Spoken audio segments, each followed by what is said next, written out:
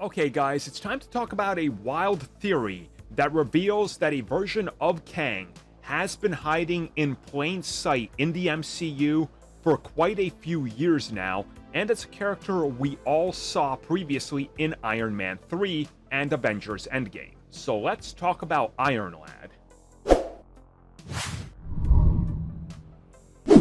So for those that aren't aware, Nathaniel Richards, aka Iron Lad, is a variant of Kang, who really isn't an outright villain and also happens to be, well, Iron Lad. And he doesn't just go by the name of Kang the Conqueror. Now, as we already know, with Kang, multiple versions exist out there, and some are a far cry and very different from others that we've seen. Again, variance is the name of the game. Now, you're probably wondering, how does this relate to Iron Man 3?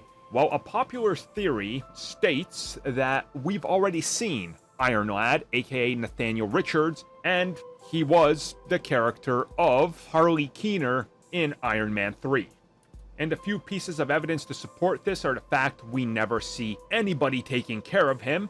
He's also very intelligent, as is clearly shown. Tony Stark has a connection with him.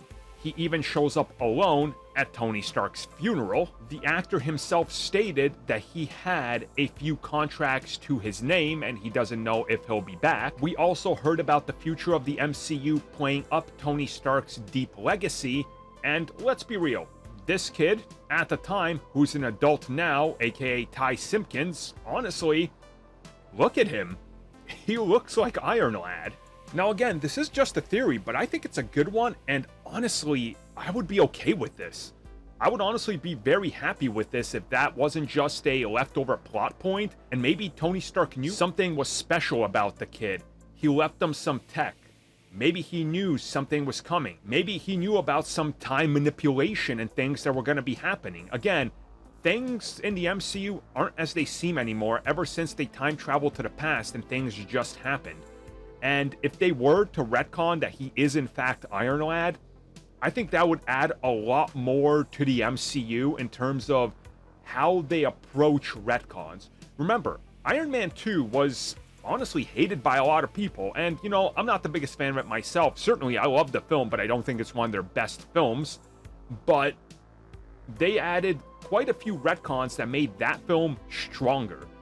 I could see them going back to Iron Man 3 multiple times, certainly with Armor Wars and upcoming projects, but also, I think with that retcon, you could really make the film stronger and, again, add to Tony Stark's legacy and more Iron people in the MCU that obviously exist after Tony Stark's demise. So what do you guys think?